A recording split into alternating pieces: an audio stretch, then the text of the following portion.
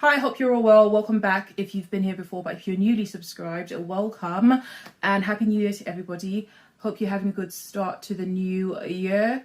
Yeah, so I just thought I'd come and share my top makeup picks from 2020.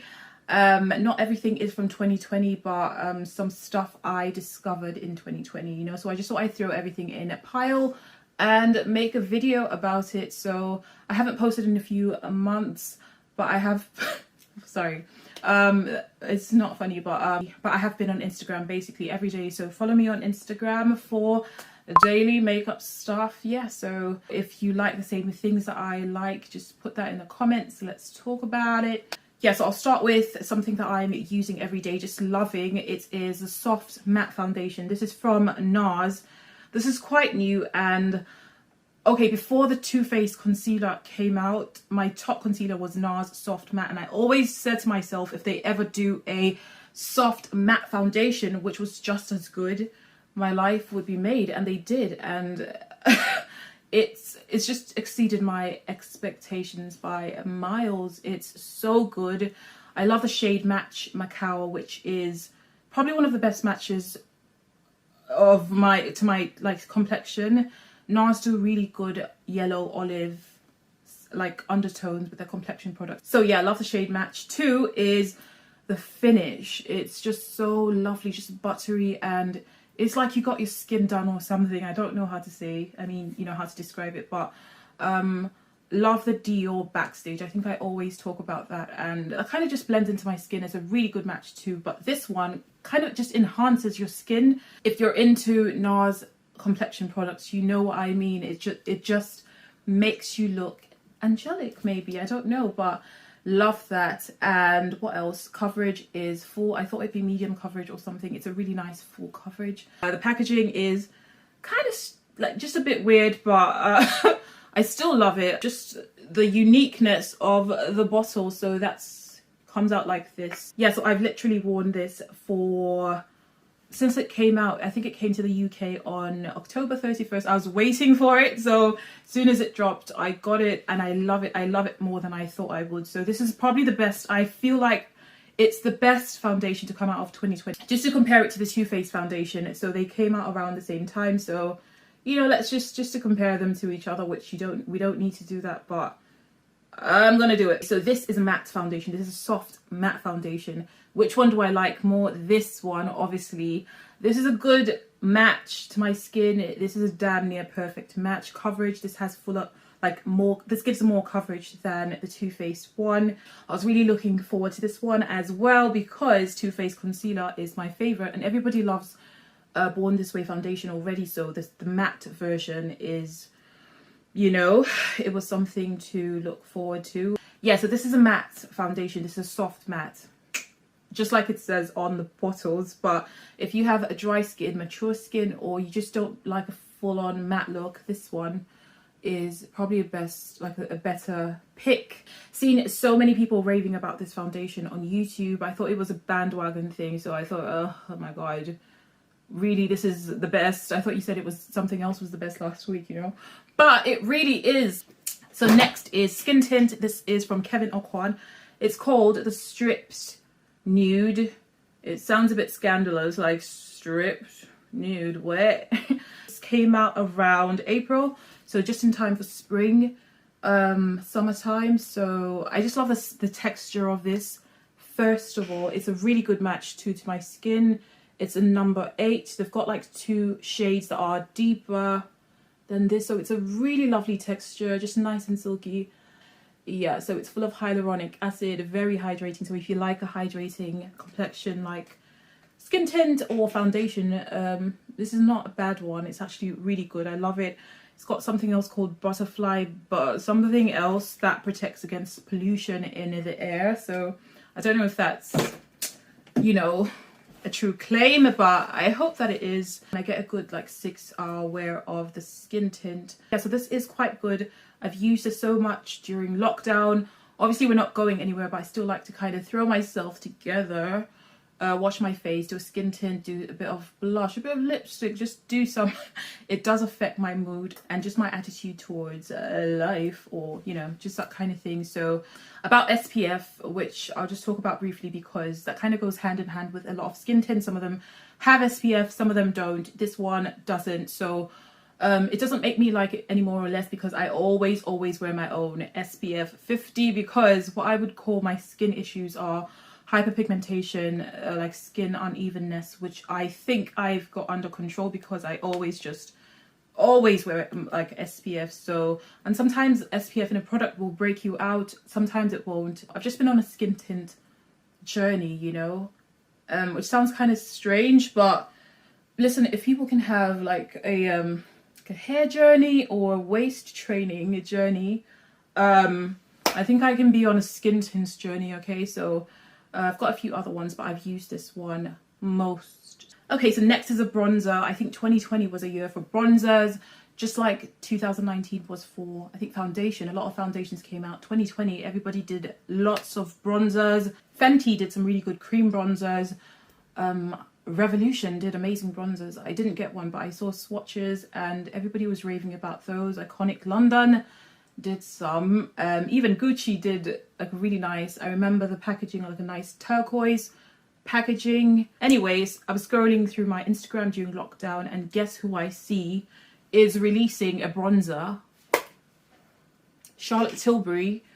I'm sorry, it was just over for all these other bronzers. Like, it had to be this one. Look, I mean, the packaging is gorgeous. It's really pretty. Even if there was no bronzer in here, I think I'd still get the packaging just because it's so pretty. Which some people said it was a bit Little Mermaid-ish. Yeah, kind of. It's a bit seashell-ish from the Charlotte Tilbury seashell, maybe. I don't know. Yeah. So this is really good. I'll just swatch it. I swatched it before because this is the second time that I'm filming this video. First time didn't really work out, but I'll just put that there. Yeah, so it's quite warm. Beautiful formula, beautiful powder. Sometimes I put it over just a liquid foundation. After it sets, it just glides on easily. It doesn't move the product. I liked it so much that I got the powder. Where is it? This little powder to set my, which is really good too, but let's talk about this one. This is a really good airbrush powder. It's a seamless airbrush thing.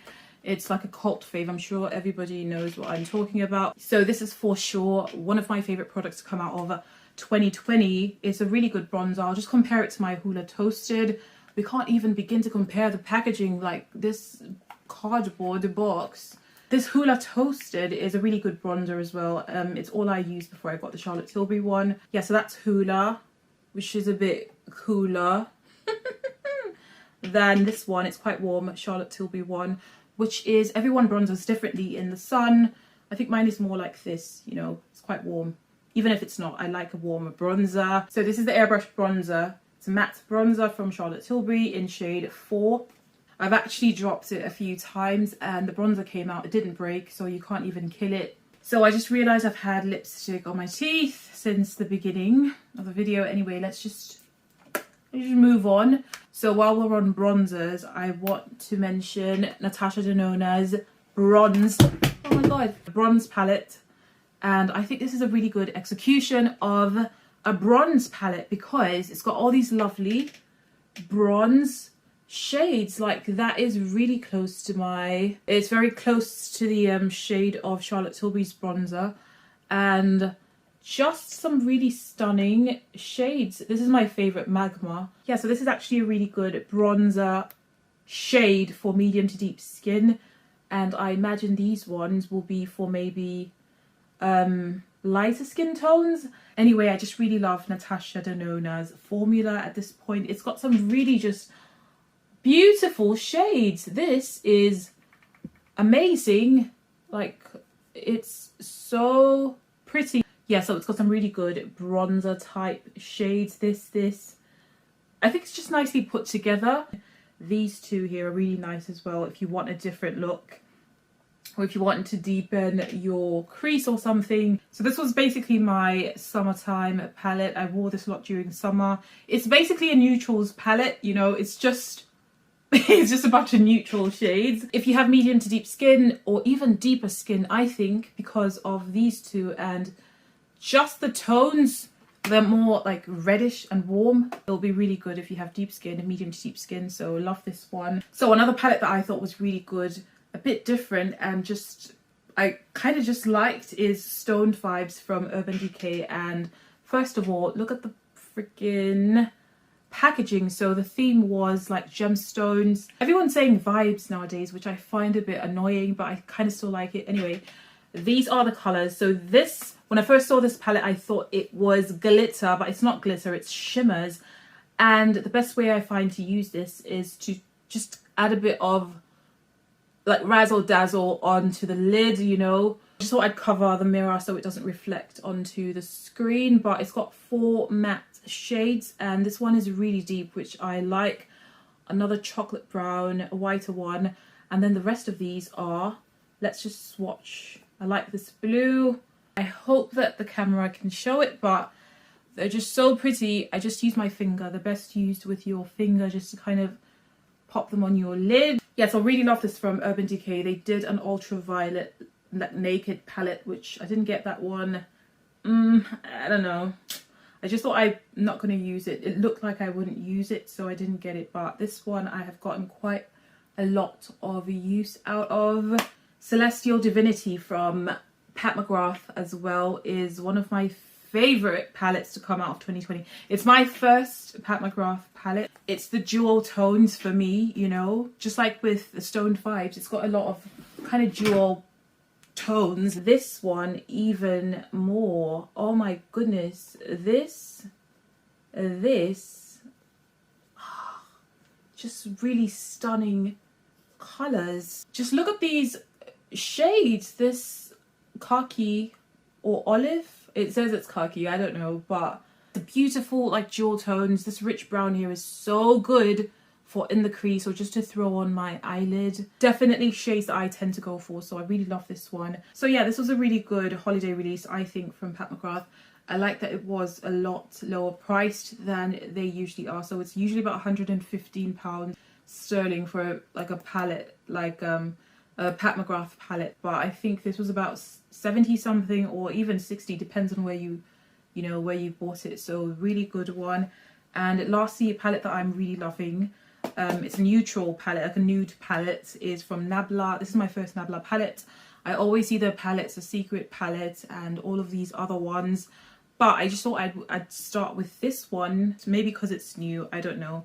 This is gorgeous, like for neutrals, for everyday neutrals, really nice. I like that every row here is a look, you know, so I like suggestive palettes that just kind of give you a clue in case you don't have a clue, you know. So it's kind of like that, and the formula is really nice formula. This is my favorite. It's called Better Society. This is just kind of like a top up for like a brown look or something. Ooh. Yeah, so gorgeous.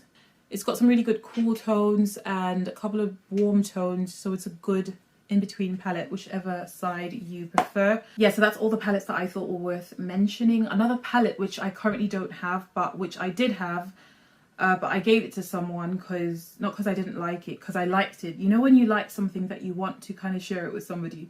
Yeah, so it's a Cor de Rosa palette from Sigma, and it was just a perfect spring palette, just a perfect like coral palette. I probably will get a new one because it's nearly spring, or that's next season that's coming. So this is the Cream Sculpt stack from Melt. They've got a powder version as well, but I'm obviously into creams, liquids. I got the cream one. This is really good if you have medium to deep skin. I obviously can't take apart the stacks, but just to give an idea, I love this because I use nearly every one of these. So this is the mirror, and this one I use to just kind of sculpt my brows sometimes, or if I want to brighten. This one, it's got an orange tone to it, so good for color correcting, but I don't tend to color correct. But this I use to contour, so this is my favorite to contour with. This is more like a contour as well, but it's a bit warm, so I just tend to put it on my cheeks as a bronzer.